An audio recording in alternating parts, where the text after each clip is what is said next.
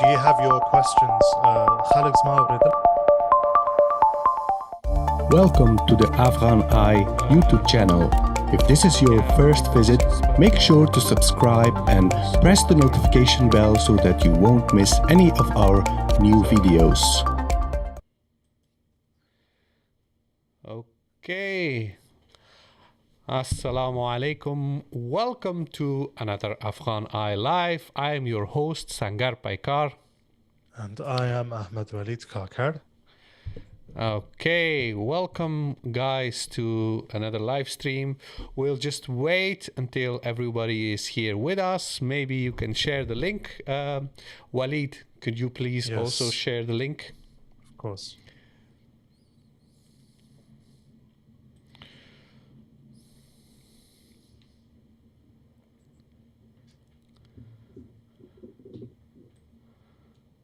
Okay. So how is your last day of Ramadan going so far? Well, alhamdulillah, it's not going badly. I guess everyone at this point is used to it. What about you? Yeah, it's like it was really quick. I think it wasn't exactly the kind of Ramadan I was hoping for because of all the terrible things that were going on in Afghanistan. But, well, what can you do about it? Absolutely nothing, unfortunately. Pray. That's all we have. Exactly. There is this guy on Twitter. He's basically one of those new trolls who's constantly in my mentions. He's an atheist, and he gets triggered every time I tweet anything about praying. Weird people, man, honestly.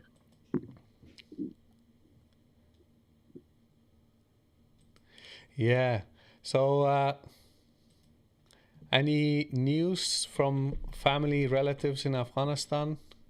Well, they're all just messaging me with standard Eid Mubarak, and I'm not, I'm just saying, Eid Mubarak to you too. And obviously no one's really fasting, but I mean, I'm not really I'm not celebrating, but I'm just sort of going along with it. Sangar, I think we need to tweet the link as well. Yes, I am currently Afghan Eye live with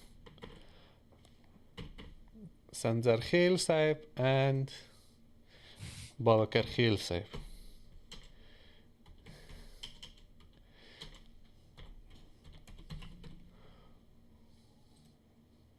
Okay.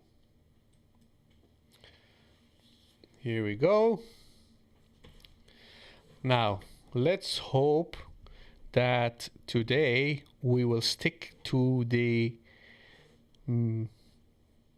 maximum time limit that we have set up for ourselves, which is less than 2 hours. Okay. We did it last time, to be honest. Yes, that was quite an achievement. Okay. You know what the secret was, though? What was the secret? We didn't let ourselves get distracted by the chat too much. There was no civil war going on in the chat? Exactly. You have no idea how much that helps. Yeah, usually these guys in the chat, they are like... There was this guy in the chat having an absolute meltdown last time, but no one really responded to him, and then we basically... Yeah, we have those usual suspects who think that the chat of Afghan Eye Live is some sort of therapy session.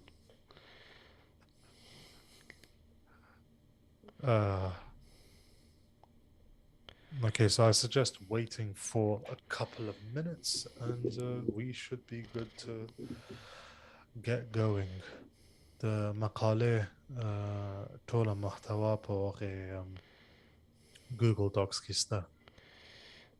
سمه ده.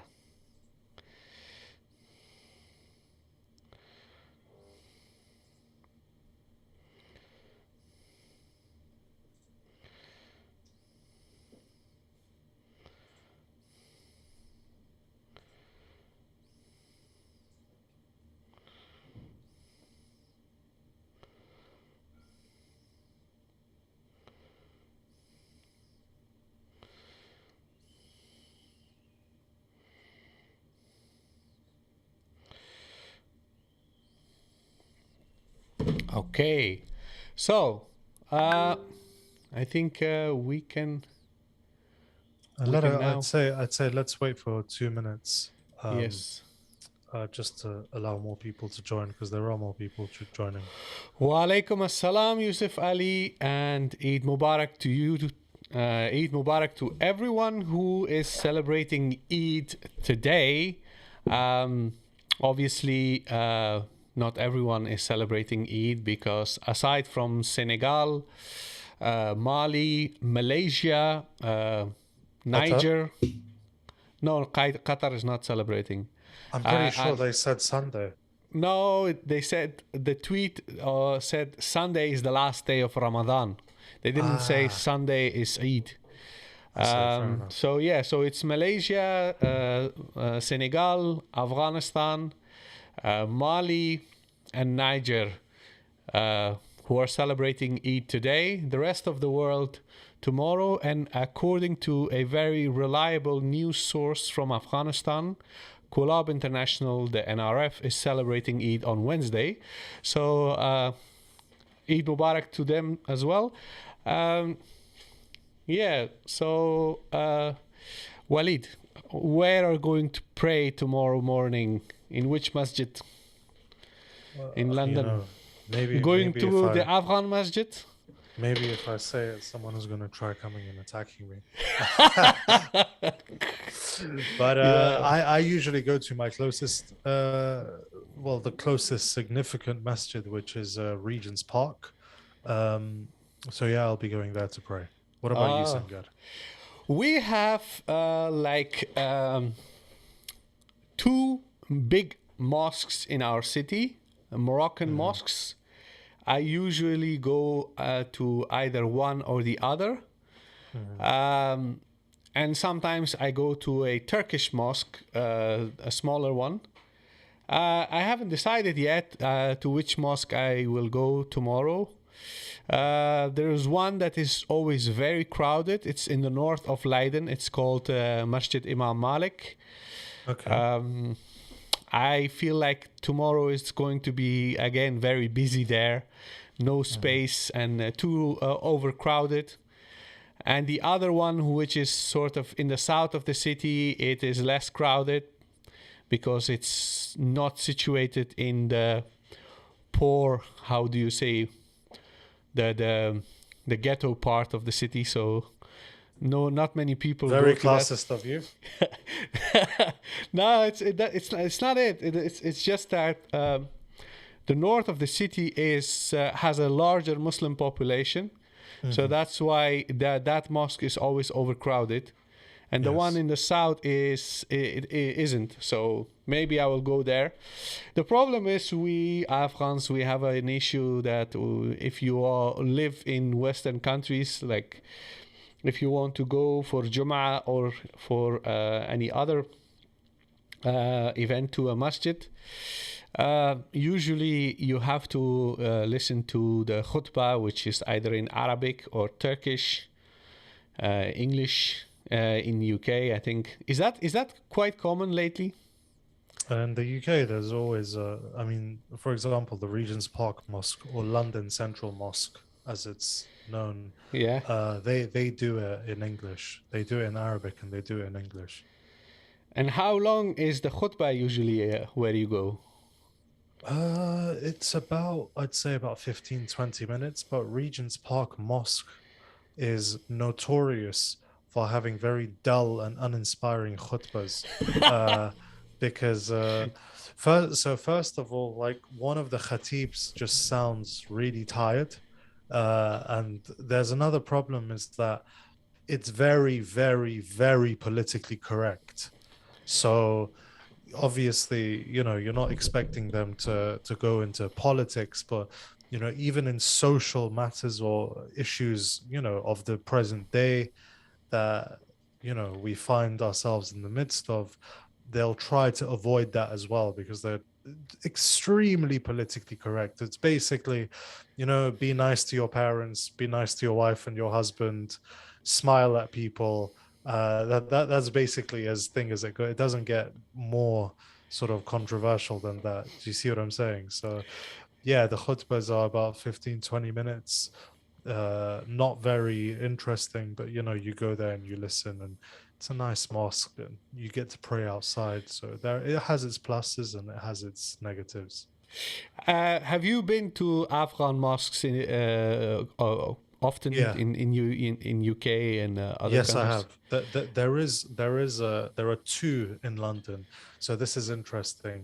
So one of them is in West London, and it's actually the bigger mosque. Okay, but what happened was that in about 2016, if you remember, when they excavated Habibullah Kalakani's grave and said, we a lot of the similar people that we find ourselves being attacked by on Twitter when they said, we need to give Kalakani a state burial and ceremony and whatever. So this mosque decided to do that as well, to pray Salatul Janaza, which is the funeral prayer or the burial prayer for Kalakani. For those that don't know who Kalakani is or was, he was the The Tajik non-Pashtun Taliban. king. Yeah, the Tajik Taliban on steroids from 1929, whose rule lasted for 9 months. So, a lot of people obviously felt that he wasn't given the respect he was due. So, yeah, this masjid decided to align itself in that political dispute. And as a result, a lot of Afghans stopped going there. There's another mosque in northwest London, which is, smaller. It doesn't look like a mosque from the outside, but, yeah, it's there. I have been to their masajid, and yeah, they're not that politically correct, but funnily enough, it's in an area that's more Somali dominated than Afghan. So most of the people that turn up for the prayer, or a large number, are Somali. And then naturally they leave when the khutbah starts in Dari or in Pashto. Yeah. Here in the Netherlands, when I go to Jum'ah or Eid prayers, I prefer going to Moroccan mosque because the khatib speaks in Arabic, Fusha, and I'm not fluent in Arabic. I know what the subject matter is and what he's talking about. Um, Turkish mosques they speak in Turkish usually, and I don't understand any Turkish. But what I do find very disturbing is when you go to the masjid and the khutbah is like almost 1 hour. Like, come on, like people have a job. We're not in an Islamic country where you can be free every Friday. You cannot be off from work. So that's like very weird. So sometimes when people are in a rush, they go to the Turkish mosque because everything is wrapped up in 20 minutes. Yeah. But if you're not in a rush, you can go to the Moroccan mosque. But yeah, we don't have that many Afghan mosques here in the Netherlands. I think generally, like it's not a very the Muslims in Afghanistan, the community, whatever it is like here in the Netherlands. Like generally, Afghans are not very religious, and then we're also a very small minority here in this country, like one of the smallest. So there aren't that many Afghan mosques here. But To be yeah, an Afghan and then to be a religious Afghan, yeah, in the Netherlands it's quite weird. Like, uh, I can but imagine. all right. So we have people in the chat. Basil Khan Muhammad Zai reporting for duty. Assalamu alaikum. Um, we have a few people already commenting. There really isn't an Afghan mosque where I live, but there is a masjid in Northern Virginia area just outside DC that was set up in the 1980s where many Afghan refugees settled. The imam is Afghan. Aha. Interesting. Yeah, for us, it's sort of like they are Afghan and Islamic cultural centers. I don't know if there's sort of a legal reason to naming it as a cultural center, They if do it's the that sort. here in the Netherlands and in Belgium and also in Germany. Afghans always don't just create a mosque; they have to make it into a cultural center Yeah, as well. And I think I have an idea why that may be, and this is because they want to use the same building to have weddings and No, that Nowruz we and don't have weddings and stuff in ours, but it is sort of a cultural center in the sense where it's all where all of the older Afghan men sort of gather and whatever. In the chat, Diva Dean is saying my grandfather actually helped build that mosque in Northern Virginia. May you know. Khuday Taladi, Ajir Warki, Chicken Skin. I think we should mute him, Sangar. He's just sending bad emojis next to our yeah. names. But yeah, I think we should get started because it is the day before Eid, and obviously a lot of people are going to be busy and not going to be able to be tuned in, which is fine. I mean, I'll forgive them this time because it's Akhtar tomorrow. But yeah, let's get started. So it's been a eventful last fortnight in Afghanistan. No matter sounds insensitive given the amount of blood that has been shed, but what we've had over the last 2 or so weeks, I believe, since we did our live stream in Afghanistan, is a spate of attacks suspected or to be have been carried out by or claimed by Daesh. So, Sangar, why don't you, give us a bit of a breakdown about that? Because honestly, I've kind of lost count as to how many have actually happened. So there were several major attacks in Afghanistan. In west of Kabul, there is a part of the city which is predominantly Shiite Hazara, and that part of the city is called Dasht Barchi. And in Dasht Barchi, Daesh attacked 2 schools, and there were like scores of people who were injured. The exact number of people who have been killed is still unknown, and this is one of the biggest problems in Afghanistan, is that when there is an attack, they say, well, 20 people died or 25 people died. That doesn't mean that that's the total amount, because once they take the injured to the hospital, it doesn't mean that they will all survive. So the total number of each attack can get much, much higher due to the fact that there isn't enough medical aid and support. So the first attack was on the 19th of April. On those schools, and then on the 22nd there was an attack on a Shiite masjid in Mazar-e-Sharif in the north of the country. On the 29th there was an attack on Khalifa Alauddin Masjid in Kabul. But aside from these 3 major attacks, there were minor attacks and with a lot of casualties, other attacks as well.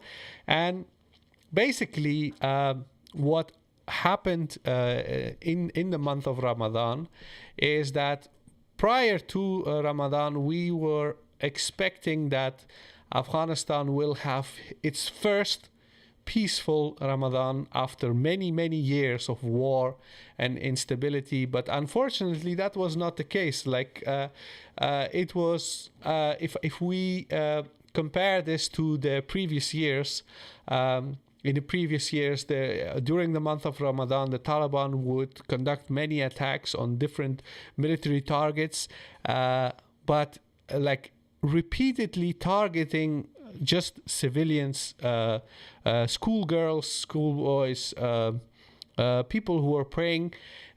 This is more shocking and more, how do you say, it's more disturbing because officially the war is over. Everybody's saying, yes, the war is over. But, well, apparently not. And this is something that is really being sort of denied in statements, official statements by the government. Like we heard the Eid messages of the Afghan government this morning where they were talking about peace in Afghanistan. But that's not what many people in Afghanistan feel, especially the Hazara Shiite community. They will certainly disagree with that statement because they have been repeatedly targeted in the last couple of days.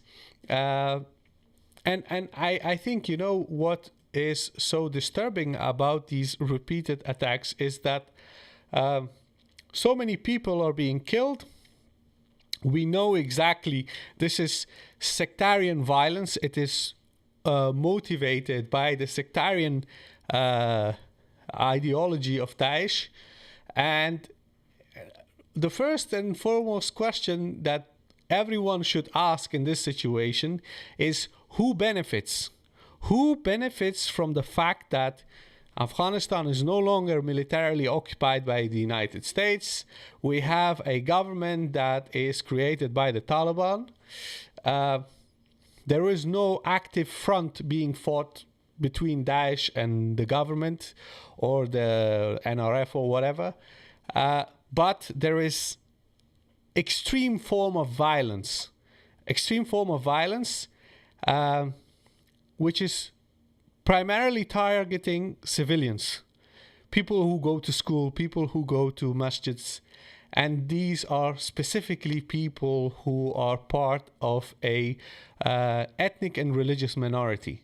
So when this crime is committed, the question should be asked, who benefits from this? Whose interests are being served here? And how does this achieve those goals? And those are the serious questions that need to be asked and need to be discussed. So I'm going to pose that question to you, Waleed. Who benefits from this kind of sectarian violence in Afghanistan? Well, ethno-nationalists. Because the thing is that the way that these attacks are being carried out, and the thing is that they haven't obviously exclusively targeted Shia Hazaras. They've also attacked Khalifa Alauddin Masjid with Khalifa Alauddin, not Sirajuddin, who's another Khalifa. And we'll get into the name Khalifa itself in a bit. But the problem is that if you analyze Daeshi literature, and this is something that we were speaking about, you remember that Twitter space that you and I convened, Sangar, on Daesh, and then they cut out the bit and the girl will ask you with a question and you disappeared. That space, yes, right? Yes. So Sagar, are you there? Sagar, are you there? But in any case, this is something that I spoke about in that space as well, and I'll speak about it here. So if you analyze and read Daeshi literature, as I have, and incurred brain damage doing so, one of the things on which they criticize the Taliban to delegitimize them is casting them as a ethnic or tribal or a ethno-nationalist kind of movement, right? If you read this book, this book that I read, it was 800 pages long. This is one of the things that Daesh criticized the Taliban on. So the reality is that a lot of the times this is being painted ethnically. Okay, so this is just a latest episode in a century or a century and a half of violence against a ethnic minority being committed by an ethnic majority, being Pashtuns, from Abdurrahman Khan's time to, the civil war, and obviously the civil war, the bit about Afshar is kind of ignored in this. And the general theme is that this is basically Pashtuns and Daesh are majority Pashtuns. But that's not really the full picture, okay? Because the research suggests that Daesh is actually ethnically pretty diverse, and a lot of its recruits actually are highly educated and come from urban backgrounds, which would distinguish them from the Taliban, who come from rural backgrounds, tend to be from the south, less so obviously in recent years, but tend to be from the south, the southeast, tend to have undergone a rural traditionalist madrasa sort of education and a syllabus. So that is the difference between Daesh and the Taliban. On top of that, a lot of the people in Daesh, and if you remember this commander that was arrested in Faryab in January, when all of these journalists said that Faryab has fallen and there's been an Uzbek uprising, it was because the commander Makhdum Alam accused of having joined ISIS or having facilitated Daesh in that province. A lot of the recruits to Daesh are Uzbeks. So if this is a purely ethnic thing, right, where Shia Hazaras are more susceptible toward being attacked because they have, let's say, East Asian features, then it follows that a lot of the people attacking them also seem to have, quote unquote, East Asian features. So clearly, that isn't the entire picture. Clearly, the issue here is not ethnic. However, Daesh are more than willing to exploit ethnic fault lines to boost their own recruitment. So, in attacking the Hazara community so frequently, it knows that it's going to incite those ethnic tensions and sort of manipulate ethnic fault lines. And like I said, by characterizing the Taliban as a Pashtun group or a tribal group, what it's trying to do is to boost its recruits from ethnic minorities, right? Uzbeks, Tajiks, so on and so forth. And so this is one of the things. Whilst these attacks are sectarian and they do blame Fatimiyun and the Shia and the Safavids and so on and so forth, fundamentally the motivation here is sectarian, which would further this sort of explanation of mine could be used to understand why they attacked the Shia masjid in Kandahar. Now, the Shia community in Kandahar are not Hazara. They're known locally as Farsiwan, but they're actually Qazilbash, right? So they look just like you and me in the sense of ethnic features and geneticism and so on and so forth.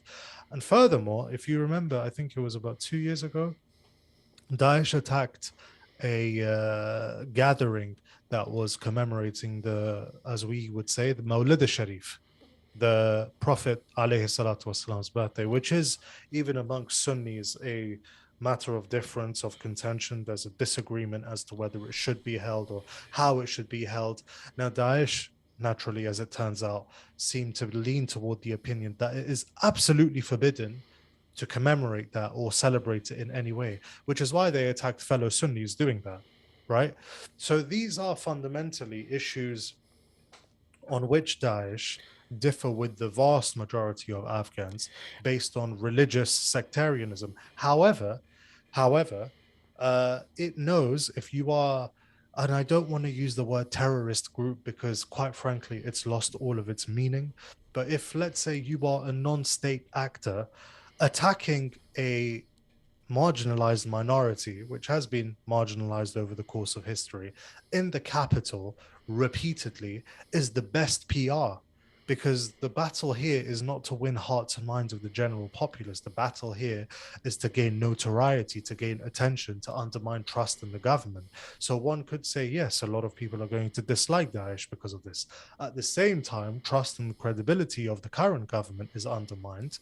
People feel less safe. And you know how you mentioned that gray zone of coexistence? That gray zone is further eroded. Yeah, just what Waleed is referring to is that in 2015, when the Islamic State in Iraq and Syria, when they were attacking Paris and Brussels and many other places in Western countries, they published in their magazine, which is called Dabiq, an article. And in that article, they explained why they deliberately target civilians in Western countries. And in that article, basically, they said that the world is a gray zone where people will, with different views and opinion, coexist. However, in order to achieve the goals of the Islamic State, which is an all-out war of Muslims against non-Muslims, and in order to make sure that Muslims are forced to choose a side, we need to eliminate the gray zone. So in Western countries, they know that as a result of these repeated terrorist attacks against civilians, the society becomes more hostile towards Muslim minorities. And then those persecuted Muslim minorities, they have to either choose the side of the non-Muslim society where they live or choose side of Daesh. So they are deliberately trying to create a social and political unrest in every society. And this is something that comes from their own literature, their own outlet. So if that is their ideology, if that is their mindset, then we can also understand why they are trying to create a ethnic and sectarian conflict in Afghanistan. You also see something which is very noteworthy is that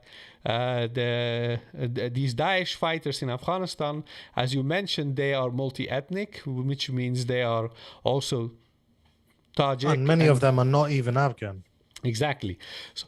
So they don't recognize borders and they don't see any borders between countries, and their ideology and their political agenda is like global. And that's why it is also important to note that aside from the fact that Daesh is conducting these attacks with a specific motive, we also see that other people are also benefiting from these attacks, how cynical that may be. Like we see people who are also proponents of an ethnic and sectarian conflict in Afghanistan, like the NRF, and people with the same mindset.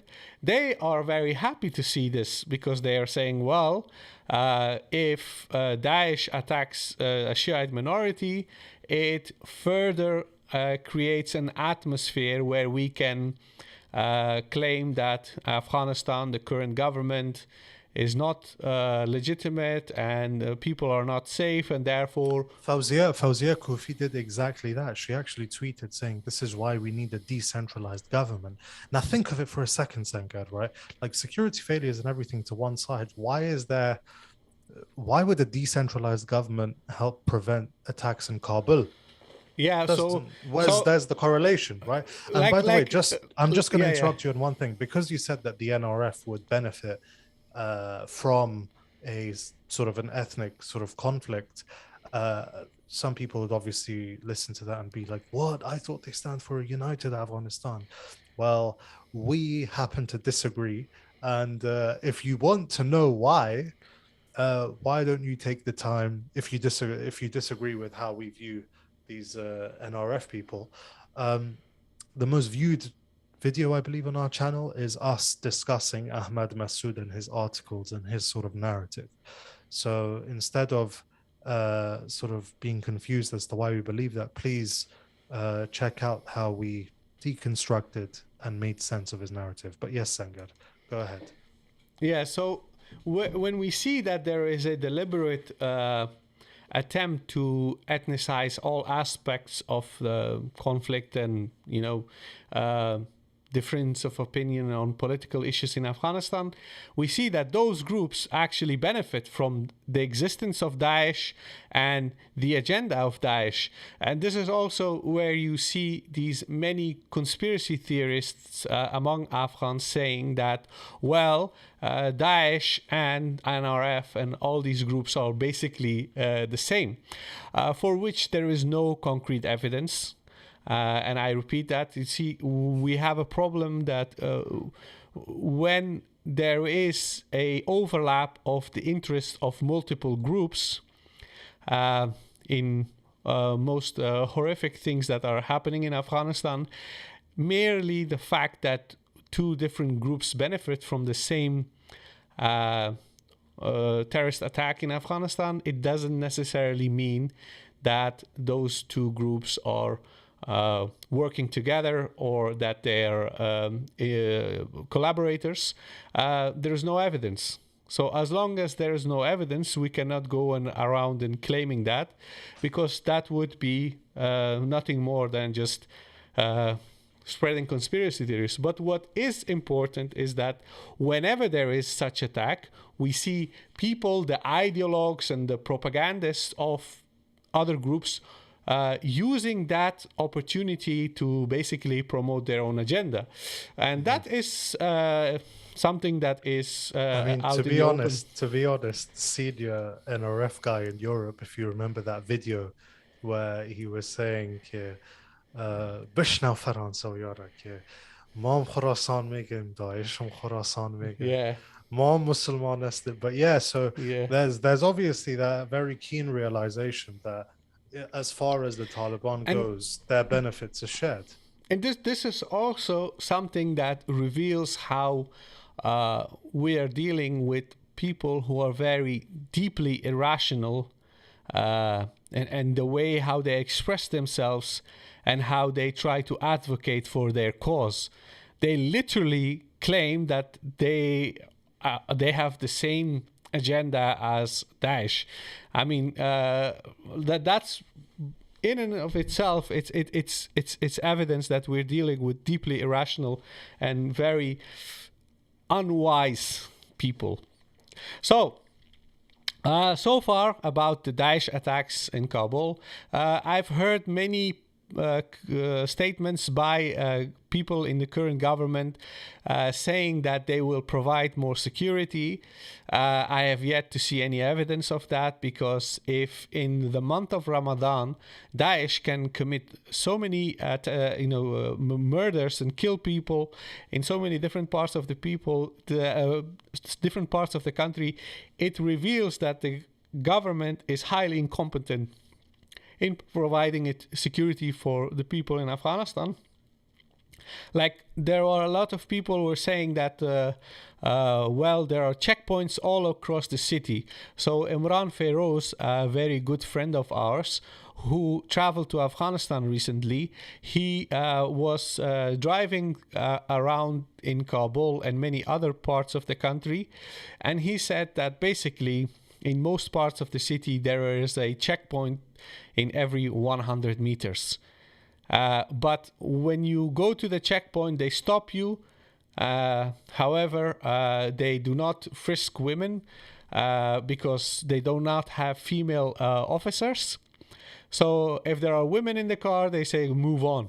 So let's just say if Daesh wants to transport explosive inside Kabul city, they can easily just get a car with a few female members of Daesh or just any other women, and then put whatever they have in the car and then move around the city, and nobody's going to stop them.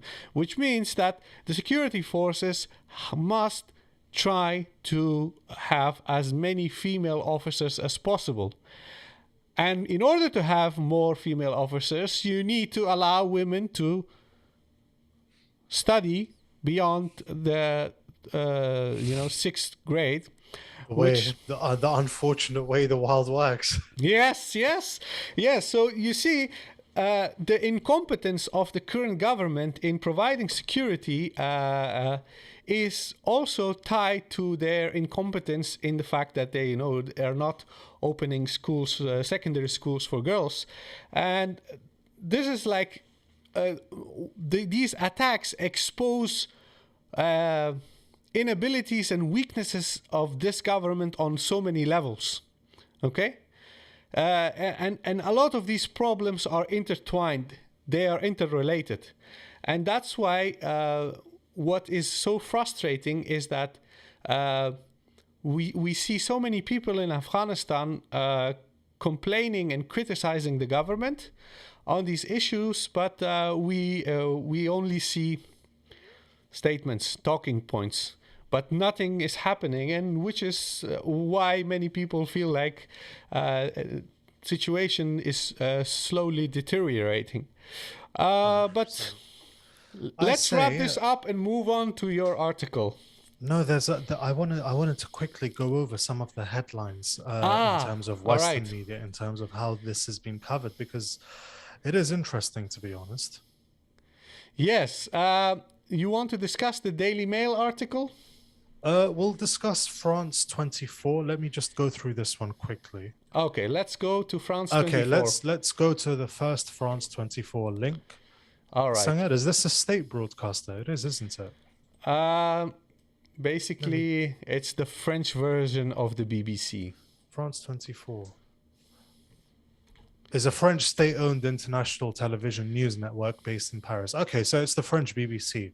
So the French BBC, as we can see here, so if you could just put the... yes. Contemplation is saying, how is education the unfortunate way the world works? Education is a blessing, and it's fortunate the world works that way. Yes, I don't think you're really good at understanding sarcasm, contemplation. Maybe that's a point of contemplation for you, to understand sarcasm better. But yeah, Sangat, if we could get the first article up, and then we'll just quickly go through that. Yes, I'm trying to get the article That's up. fine. That's fine. All right. So,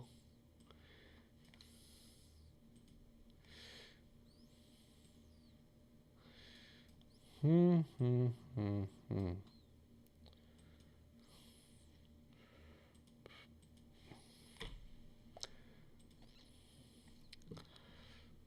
All right. So, the Islamic State claims responsibility for Kabul bombing. This was published today. And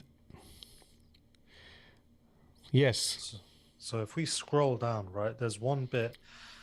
Let's read this together. Okay, so that's obviously the tragic image. So the Islamic State on Sunday claimed responsibility for a bomb attack on a passenger bus that killed one woman in Afghanistan's capital. Now, if we scroll down, it says that there have been the last 2 weeks of Ramadan have been punctuated by these attacks.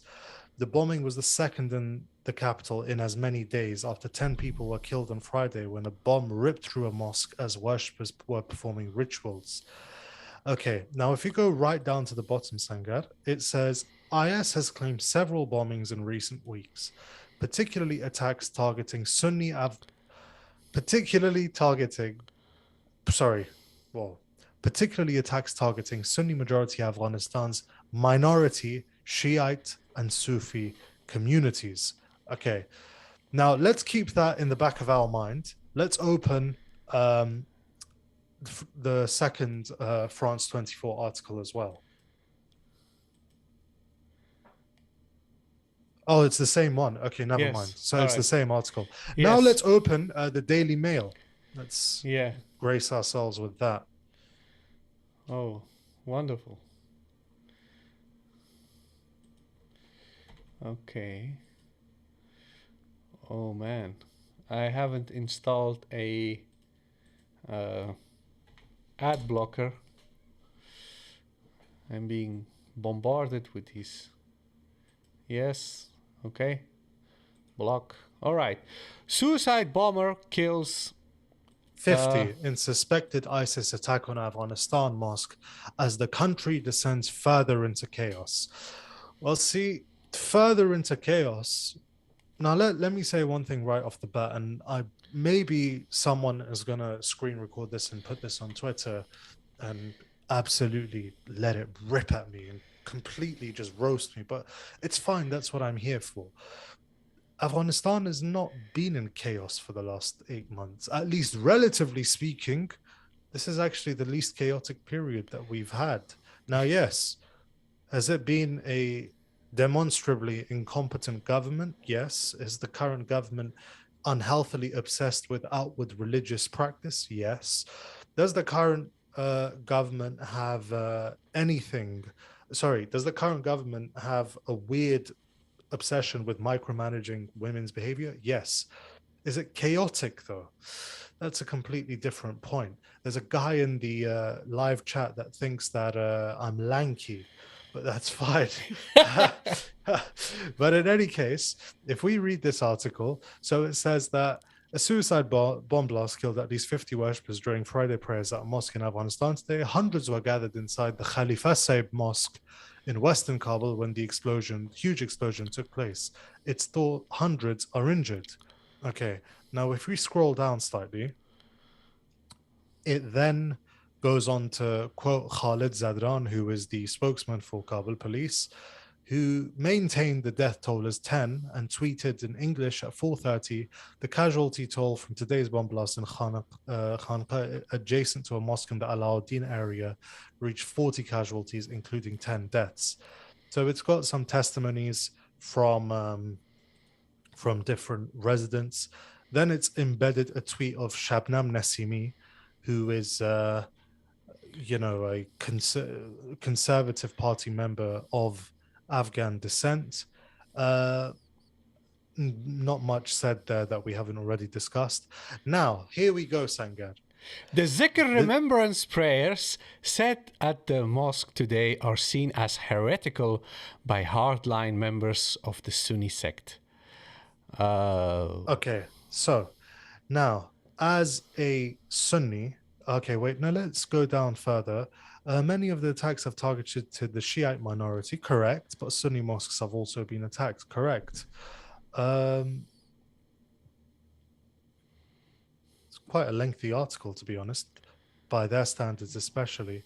Um, Let me see.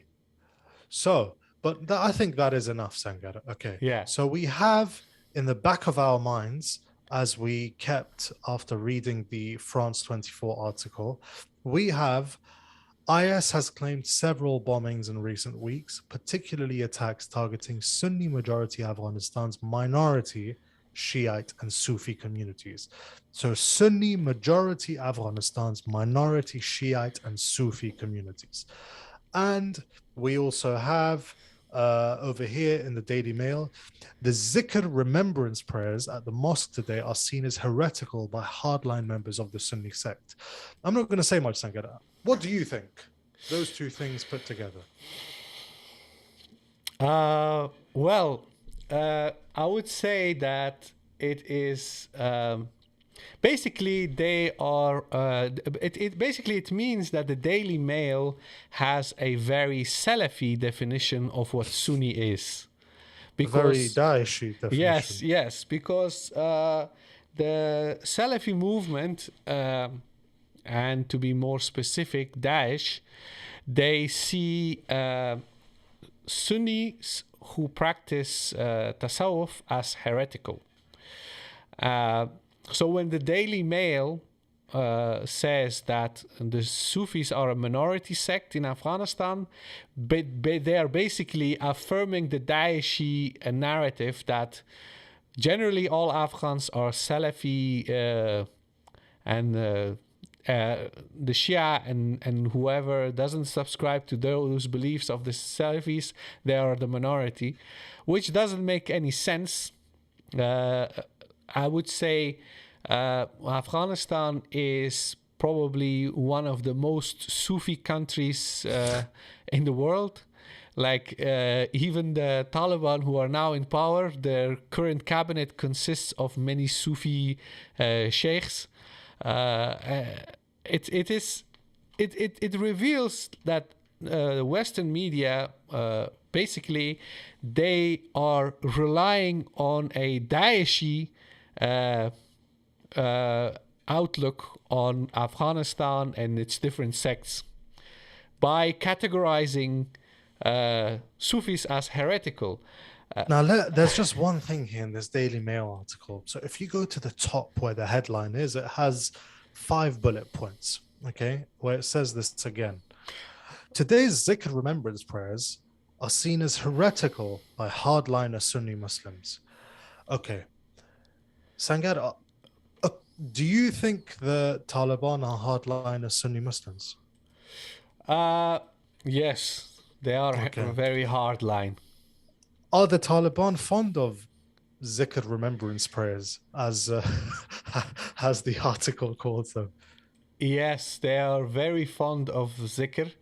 In fact, the Saifi Sufi Tariqa, which is created, the leader of the Saifi Tariqa. I'm really getting annoyed with this, with all this spam on Daily Mail, so I'm going to cut that off. Sorry. Sure. All right. So the Saifur Rahman Qunduzi is the founder of the Saifi Tariqa. Okay? Mm-hmm. He is a Pashtun from Kunduz, from the north of Afghanistan, who during the 1980s, during the Soviet occupation of Afghanistan, he settled in Bara, which is an area in Khyber agency of former tribal areas of Northwest Pakistan. province. Yes. And this man, he is he has hundreds of thousands of followers in Pakistan and Afghanistan, and you recognize them, the Saifi Sufis, with their very big white turbans, and they are the people who are like they cannot be considered exactly entirely Deobandi. Okay, so they are Hanafi, they are Sunni, they practice a form of tasawwuf, and they do the out loud zikr. So the hey ho hey ho, the stuff like that, Yeah. you know. And this tariqa, they have many members within the Taliban. Okay, there are Okay. significant number of Taliban who are part of the Saifi tariqa, and the Mawlid celebration in the hotel in Kabul that was attacked by Daesh was specifically targeting the Saifi tariqa. Mm-hmm. Before the fall of the government, several imams, including one from our district, who was also a Saifi, were assassinated by Daesh because they are Saifi. So there is a sectarian war between a hardline Sufi Hanafi tariqa, which is also part of the Taliban, and Daesh. So this is why, you know, when people comment on Afghanistan or about the conflict in Afghanistan, and they categorize groups as Sunni, Sufi, hardline, moderate, it's all just rubbish.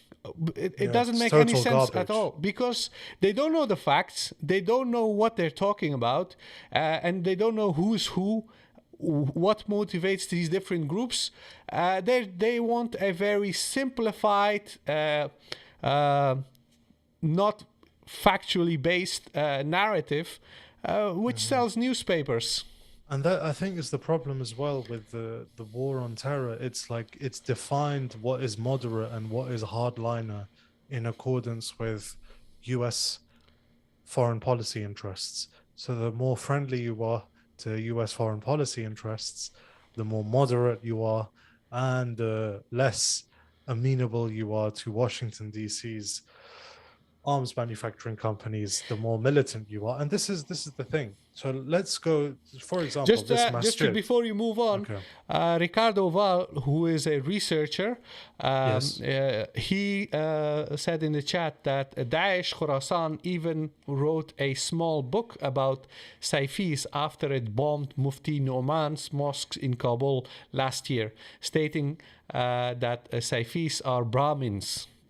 Okay. So yeah, Yeah, exactly. yeah. So So this Ricardo Val is, by the way, a very good researcher, an expert on Daesh. So if you guys want to know more about Daesh, follow his work, please. and this is the thing, it's that we're taught Sunni majority Afghanistan's minority Sufi and Shia communities. Now, it is objectively true that the Shia community in Afghanistan are a minority, yes. However,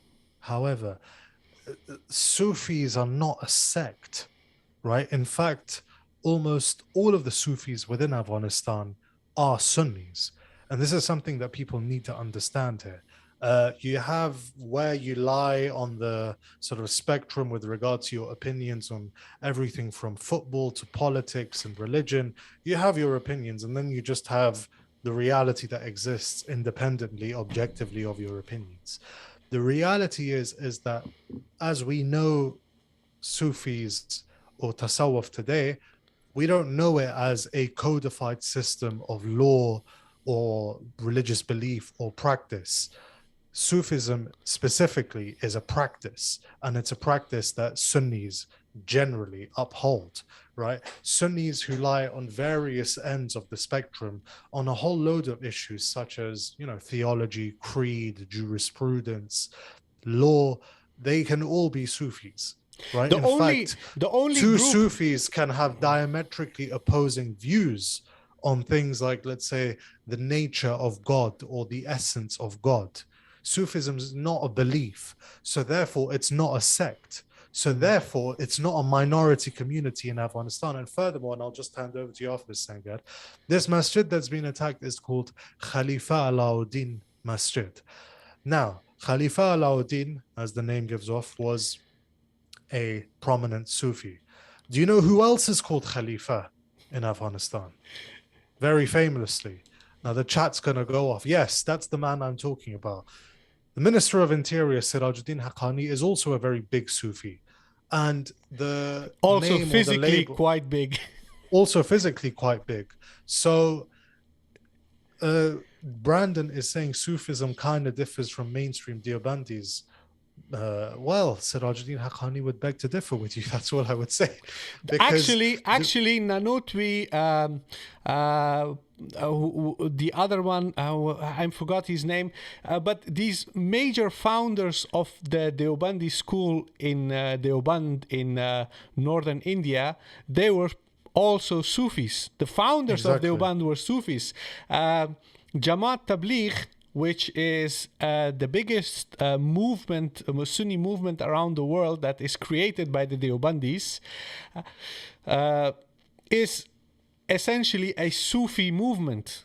Yes. What they're practicing is a form of tasawwuf.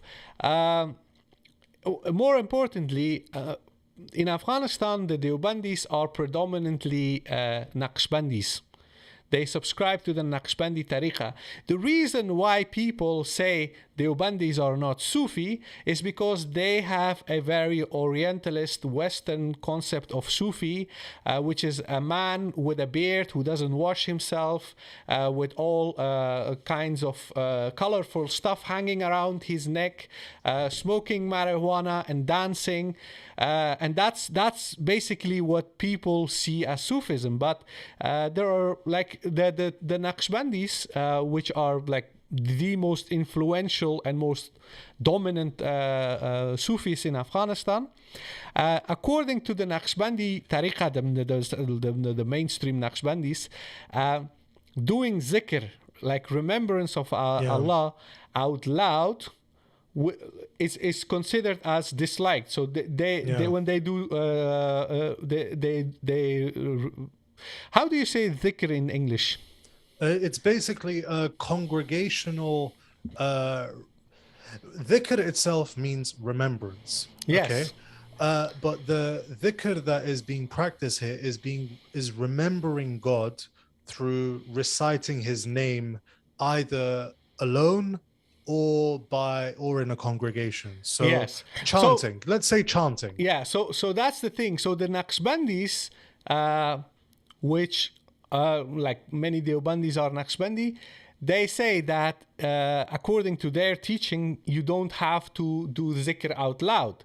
And this is also an opinion among the Hanafi school. Many Ahnaf, especially in our region, they subscribe to the view that if you're doing zikr, you shouldn't do it out loud.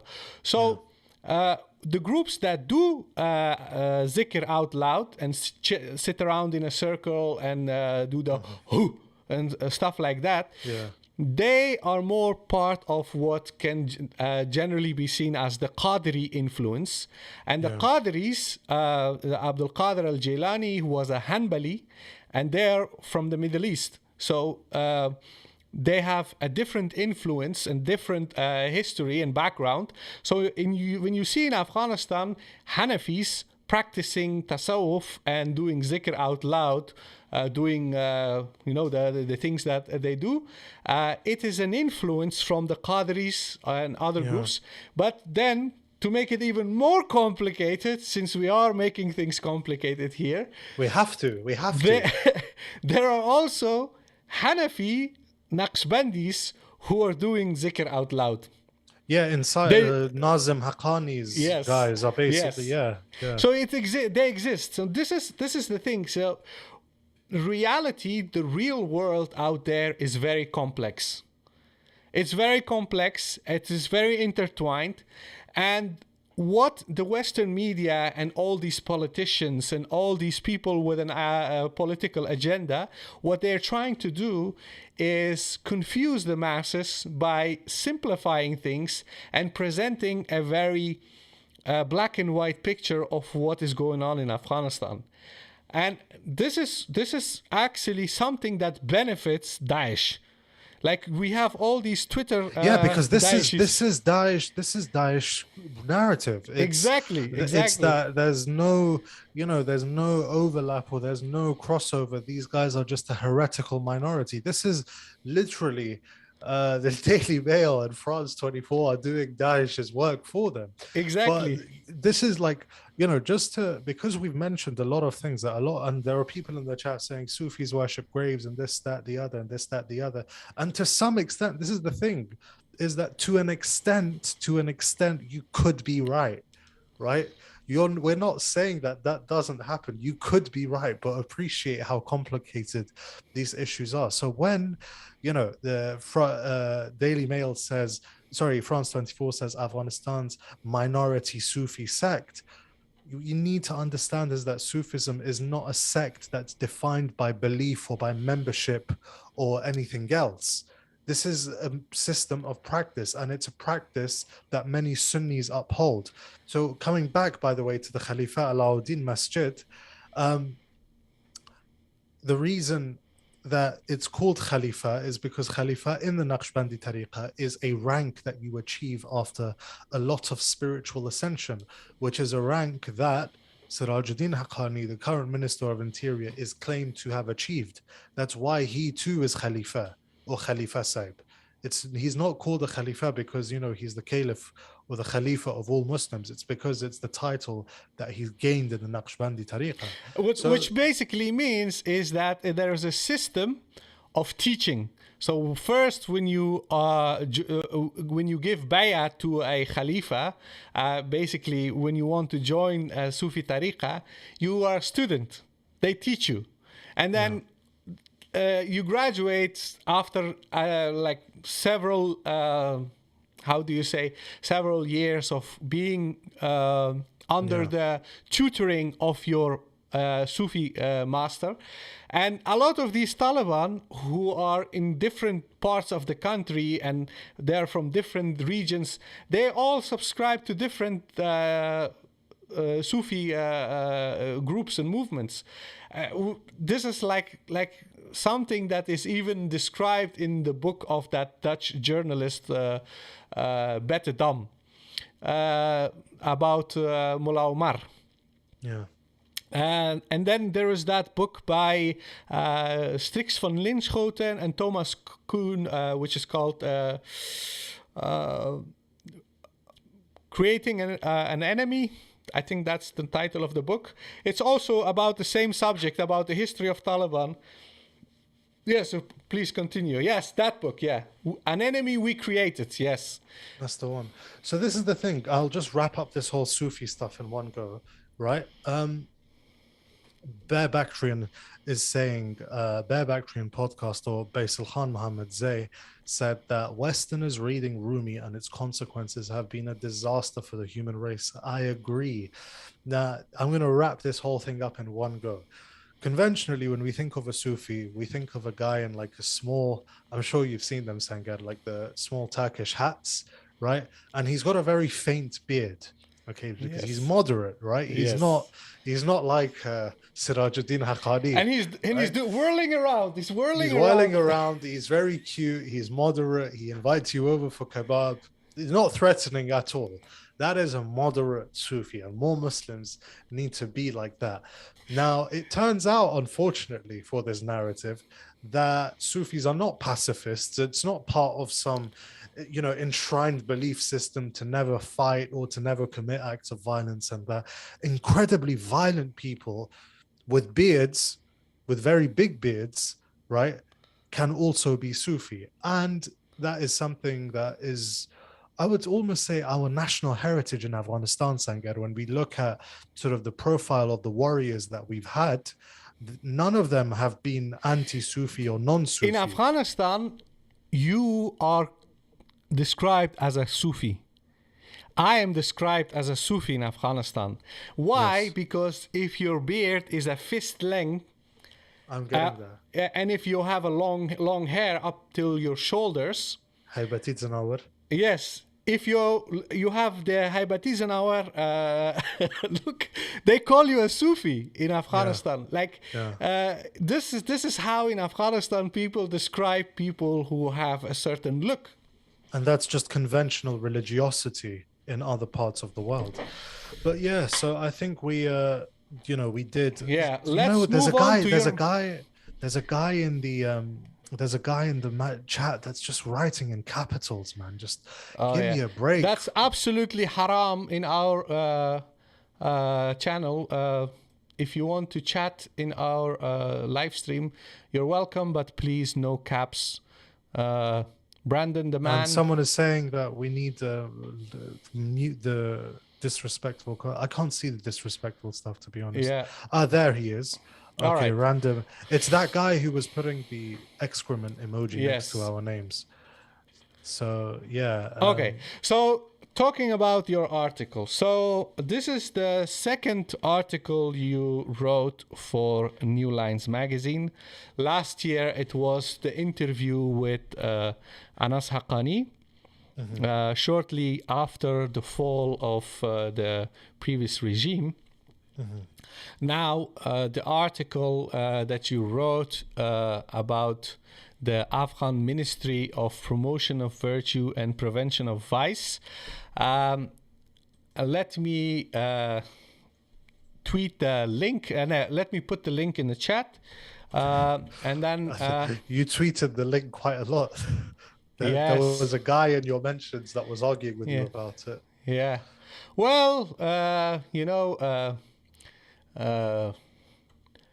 that's what we do, That's what we do. Yeah, you need to promote the work of your colleagues. That's Thank you, man. that's our thing. That's how we do. So Yeah, whenever any of our Afghan journalists, writers, like whether it's Imran Feroz, Fazl Minallah Qazizai, Mudassir Islami, our dear brother Ricardo Val, or any other of these brothers, if they write anything, we share. So okay, so the article, for those who haven't read the article so far, please do read the article. It is quite a long article, so it will take some time, but basically it is a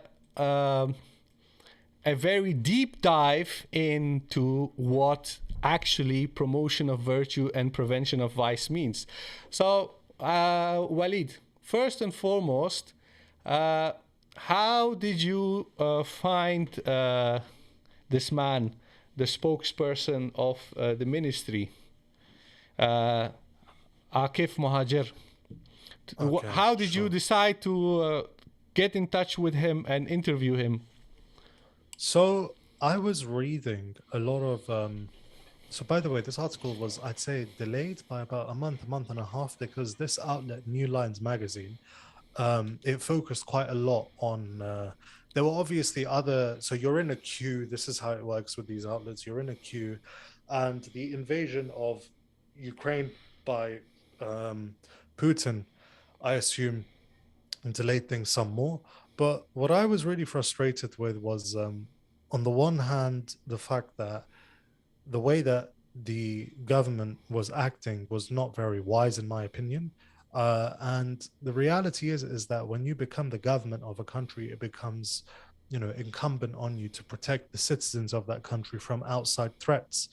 And you're just giving outside threats all the justification that they need to carry forth their intervention. But at the same time, what I was seeing is a fundamental misunderstanding of the essence of government, on the perceived roles of government that differ across societies and across cultures, right? That was really starting to wind me up, because we almost in the West, we take, the liberal John Locke, Jeremy Bentham, all that sort of strand of thought, we take it for granted, and we just think that, there's no discussion about it, or there'll be no dissension on the roles of government.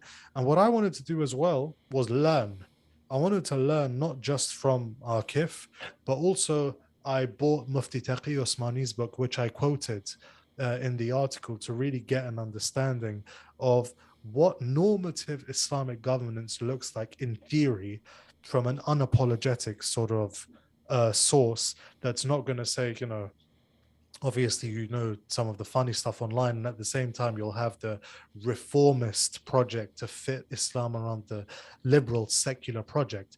So those are the things. And then I thought, you know what, the best way to do this would be by interviewing the spokesman of the Ministry of the Propagation of Virtue and the Prevention of Vice. I saw him on TV and I thought, you know what, this guy, he's young, and Anas Haqqani, yes, he's a big name and so on and so forth. But a lot of the time we get stuck in the big names and we don't try to understand the less known names, the more obscure figures. So sent a couple of messages around in Kabul, got in contact with Akif, and I was like, hey, I want to interview you. And he was like, yeah, that's basically that's basically what we're here for. I'm the spokesperson. And I was like, yeah, but I'm not going to be here asking you, the standard questions. I actually want to interview you sort of based on your life, as well as obviously the work that you're doing now. So naturally he agreed, which resulted in this article. And yeah, I would say How it was often did you talk to him? I spoke to him over a series of months. Okay. And you have to understand that if you remember, before the 23rd of March, before this decision on girls' schools, I'm sure we could both of us broadly agree that the government was more rational and proportionate in its actions. And then after the 23rd of March, it was like someone sitting at the steering wheel just, took a pack of drugs and everything went everywhere. And this ministry as well, its role started to change. It started to become more aggressive, more muscular. So a lot of the things that I'd written had been based on, the previous status quo, you see, had been written when the ministry was much less authoritative than it is now. So I had to go back and be like, hey, there are contradictions here. Things are changing. What's going on? So the interview itself, like I said, took place over a couple of weeks and months. Okay. What interests me the most about this article, because I was aware that you are working on this article and before it was published,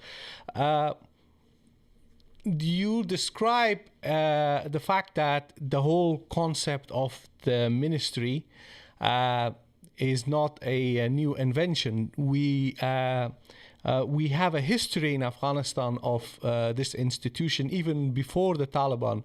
Could you put some more light on that matter so that maybe our audience, people who haven't read the article yet, get a good picture of what this institution stands for and what is its history? Sure. So the thing is that if we go like to the classical, like the Ahmad Shah Baba era, now I haven't actually done reading into Ahmad Shah Durrani, but in the classical period, a ruler's legitimacy was based on them implementing Islamic law. And a key constituent part of that is, you guessed it, Sangar, enjoining the good and forbidding the evil. So I would be very shocked and very surprised that if such a body were to not exist during the period of Ahmad Shah or Dost Muhammad Khan, even if it was symbolic and ceremonial, but it would be shocking if such a thing had not existed. But what I did was I took the clock back to 1930 and 1929, 1930. And there's a couple of reasons I did that. First of all, I felt like we were in a similar sort of situation as 1929, 1930. There were parallels. There'd been a reactionary seizure of power against a period of, let's say, perceived irreligiosity or godlessness or secularism. So there had been that, and that period as well, sort of the religious establishment was very muscular, had basically throttled a new government into acting its way. But this time, the distinction is that it is the religious establishment ruling the government, right? There is no one else. It's the religious establishment. But then two girls' schools were closed. This time, girls' schools too are closed, right? Indicative of a mentality that is still not 100% reconciled with the notion of Western education, especially not for girls. And there had been the institution of this ministry. Now, like I said, I'd be shocked if such a thing didn't exist during the period of Ahmad Shah and in the pre-modern period.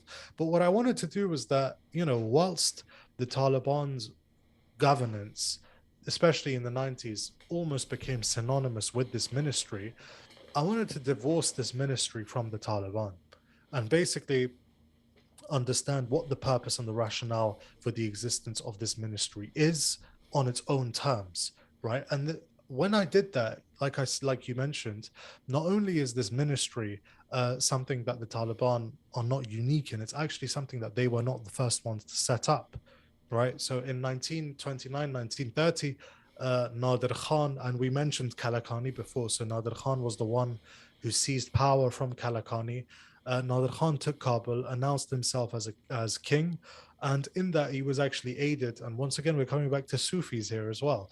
He was aided by another Naqshbandi who was Nur al-Mashayikh. I believe his actual name, don't quote me on this, but I believe it was Fazl al-Haq Mujaddidi.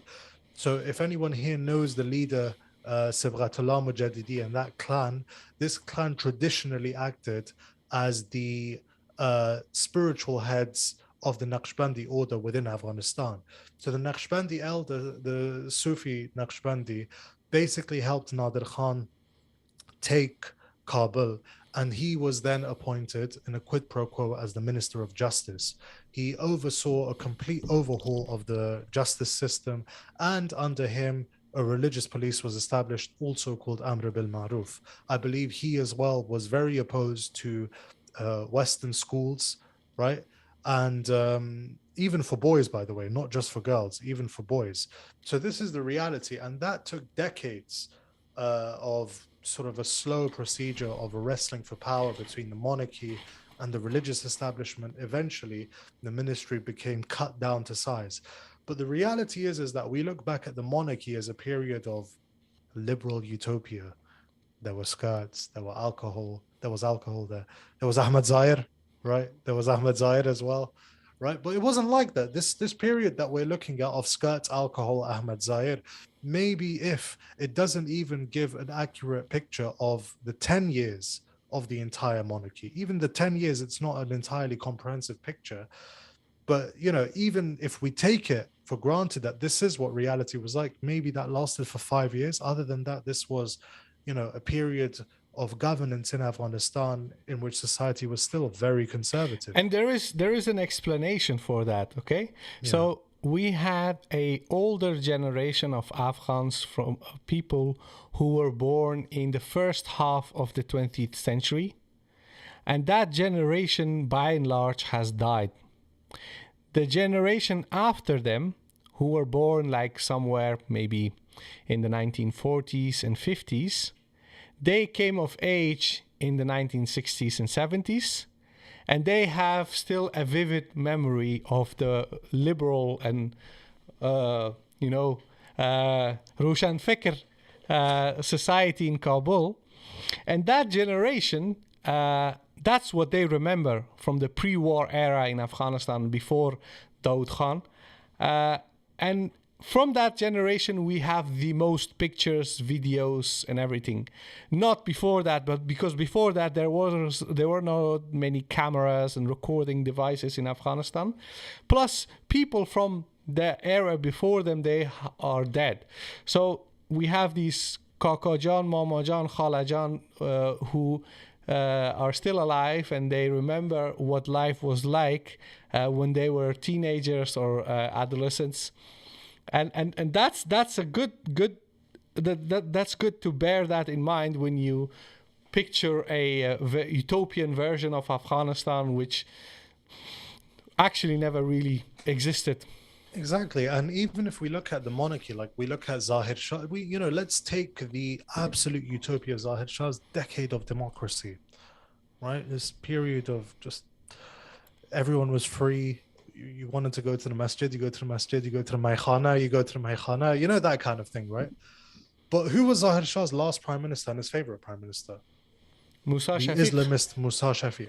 right? Yeah. Not sort of a Sharabi kind of Ahmed Zair kind of character. Neither was Maywandwal, and neither were the others, right? So Yeah. whilst that this is the thing, whilst that existence was there for a very select sort of part of society, even within that society, let's say the highest echelons had Islamist prime ministers. And I don't like the word Islamist because it criminalizes any Muslim with a political consciousness. But what I'm trying to say here is that Musa Shafiq was someone who saw Islam's role as being very applicable to politics and society.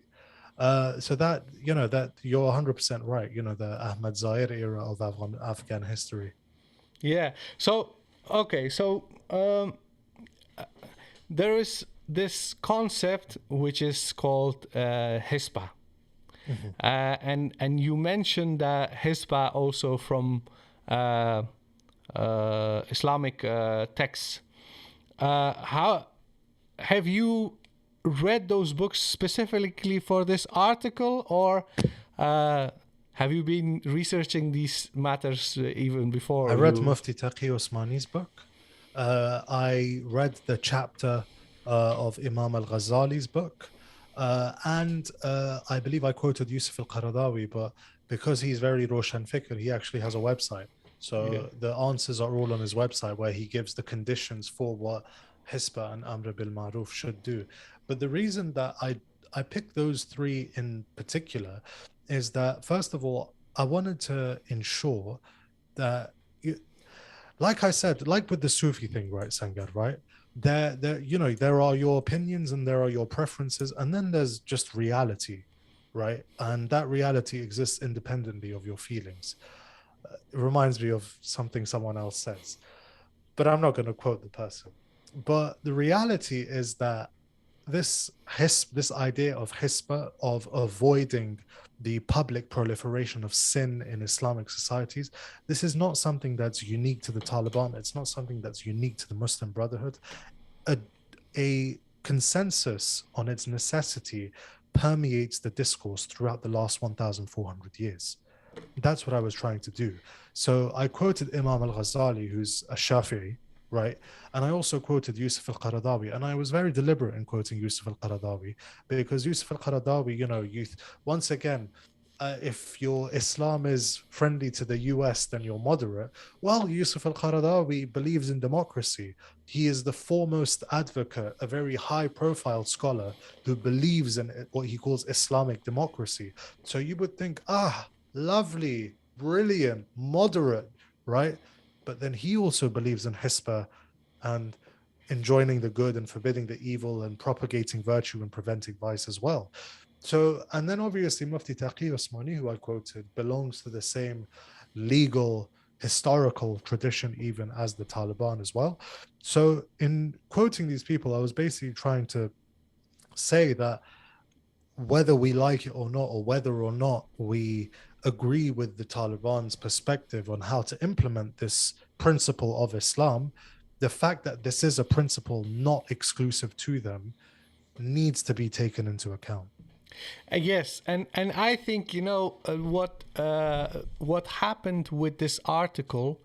Um, Obviously, this article is written in English for a global audience, Western audience, and I think a lot of Afghans who are born outside the country, people who maybe not be people who haven't studied Islam or Afghan history, for them this is a very useful article because it gives them an insight into this particular topic. But what I also think is very important is to let people know that when we as Muslims we subscribe to a normative understanding of Islam, when we have objections against policies of the Taliban or the way they are basically doing Hisba under Ministry of Promotion of Virtue and Prevention of Vice, our objection and criticism as Muslims is more based on the way they do this and what they do exactly, and not so much against the idea of promotion of virtue and prevention of vice.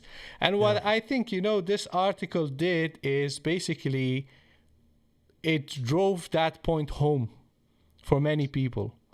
The political differences we have with the Taliban as Muslims, or to be specific, as Afghans, is based on the fact that the way they interpret Islam, the way Yeah. they practice Islam, and the way they advocate for an Islamic government differs from what other Muslims believe. Exactly. And that's I think, further on, in the upcoming years, as we see this government evolve and develop itself, we will have more of these issues. And Yeah. it's a very important matter to explore, and that's why these articles are so important.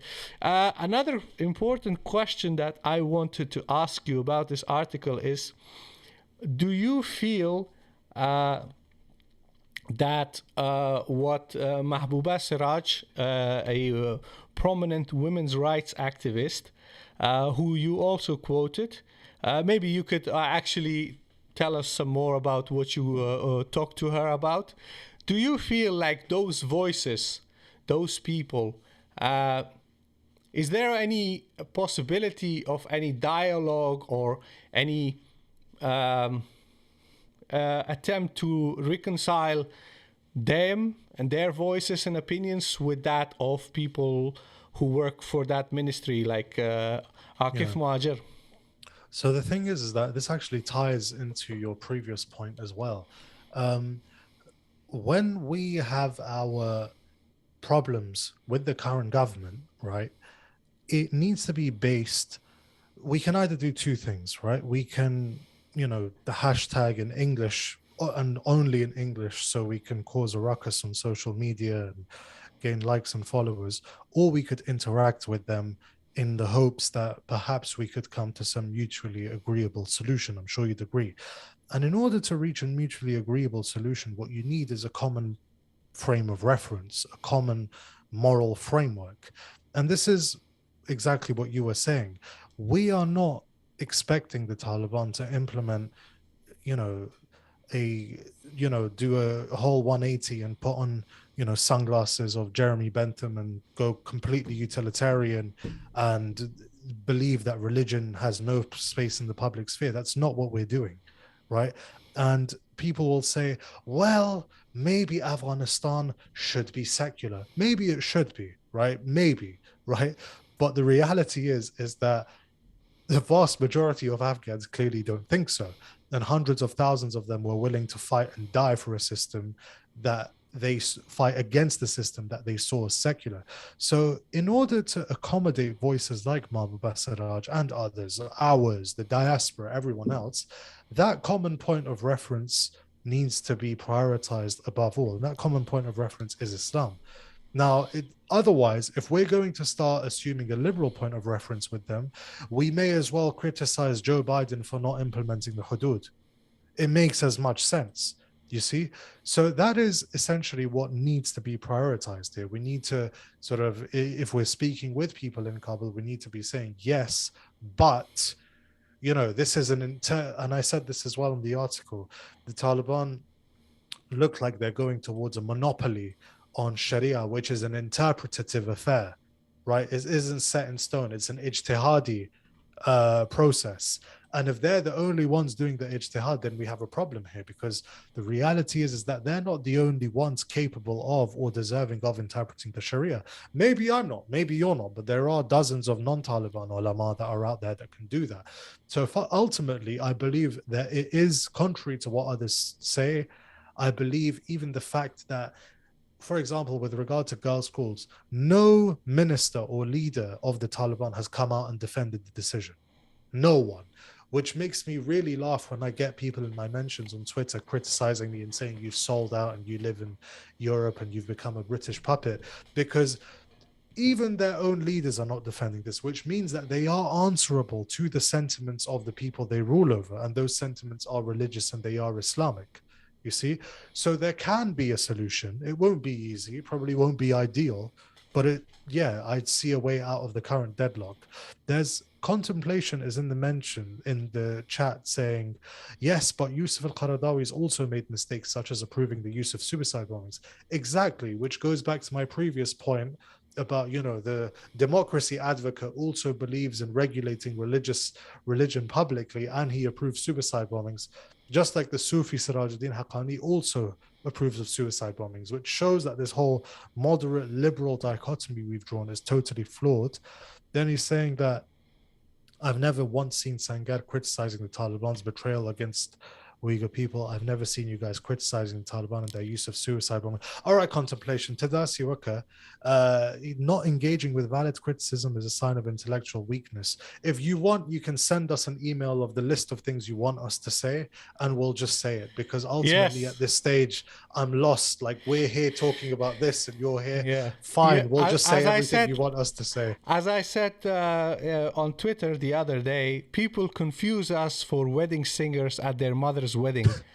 Honestly, they're like, yes, the contemplation. why don't you do this? Why aren't you saying this? Why aren't you saying that? Like, if you feel like we should only do what you want, pay us full time. Like, 5,000. I want £5,000 every month in my bank account from contemplation, and then I will say whatever you want me to say, condemn whatever you want me to condemn, and then I will give up my day job. I will stop with everything, and I will just do whatever you want me to do. Okay? Yes. So, is that a deal? Well, he said maybe he's going to say we didn't engage with this valid criticism as a sign of intellectual. I don't know. Maybe we are intellectually weak. Maybe we just want you to pay for the things you want us to do. Yes. I would say it's a fair deal. Yeah. So okay. The article is I would say it is a window. It's opening a window, and for our audience sake, I would say. There are a few things that need to be cleared out here, okay? We, as commentators and people who talk about Afghanistan's current affairs, what we do is essentially study, read books, talk to people, whether they are part of Taliban or previous government, or like people like my father who were part of the communist regime, and many other people. Or people like my father who are Ashrar. Yes, Hizb Islami. So what we do is we talk to these people and we read books written by different people in order to get a full picture of what is going on now and what has happened in the past. Now, we have a government right now in Afghanistan, a very problematic situation with this ministry and many other issues.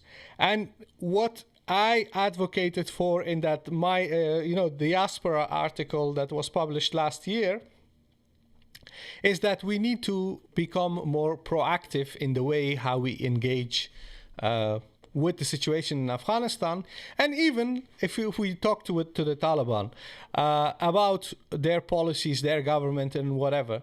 But in order to do that, we have to know who we are dealing with, and we have to know how they think. Like, for instance, I live in a very secular and liberal society, and in this society, even before I enrolled in the university and started studying politics, etc. here, I read a lot of Dutch history. I'm interested in history, but I wanted to know, where am I? What is this society all about? And once you study history, once you get to know more about a society, their beliefs, their values and everything, then you are also able to have meaningful conversations. And you can actually make a point when you criticize them, or even when you have just open discussion about matters. And what I see, which you also criticized in your article about how Western media engages the Taliban, is basically total ignorance, assumption that these people are just stupid. They don't even know what they study in madrasas. Like one of our friends, someone who we talk to quite often, she was surprised that the Taliban study logic. Honestly, that's just unfortunate. That's honestly just unfortunate. But that's the problem we have. We need to know who the opposing side is, with whom we talk and engage. We need to know their history. We need to know what they've studied. We need to know how they think. Because how can you disagree with someone when you don't know where they're coming from? Yeah. Like, how can you say, like, we have people, we have this guy who what's his name? The guy who created also a podcast, but he basically is advocating for legalization of prostitution in Afghanistan. Like, you mean sex work is real work? Yes. So okay. So what we have, like when we had Sharia for Belgium in the Netherlands and Belgium, and you had Sharia for UK in UK, there were a group of Muslims who were advocating for implementation of Sharia law in the United Kingdom, the Kingdom of the Netherlands and Belgium. Like, it sounds absurd and ridiculous, and when they would debate with non-Muslims about politics, it was like watching the Jerry Springer show. It was funny, but at the same time, what most people who talk about Taliban in Afghanistan, what they don't realize is that they are the inverted version of that. They advocate for stuff in Afghanistan, they advocate for practices in Afghanistan that make absolutely no sense. And that's why we will not move ahead, we will not move forward, we will not achieve a better living circumstances for most people in Afghanistan when we have these opposing sides who are living like this, like with how do you call that? A horse that has... They don't want to know, they don't want to understand, and they just criticize, but without actually knowing who they're dealing with. And this is why I think, I was very happy that you wrote this article, and the fact that I was tweeting it 120 times is because I want people to read this and understand, so when they want to debate and argue with the Taliban, they know what they're talking about. That's what I think should happen. But anyways, I have one more question before we wrap this up, because it's almost time for iftar. Waleed, this article, when you conclude the final paragraphs of the article, the impression I get is that you are still not done. Like the story is not totally finished. So what are you going to talk about in the next article? Well, I mean, it depends if the next article will be on this ministry, but you're right, the story is not done, because look, like, you know how I said after the 23rd of March, after this whole girls' schools thing, like, there's been that lurch towards ultra-conservatism, right?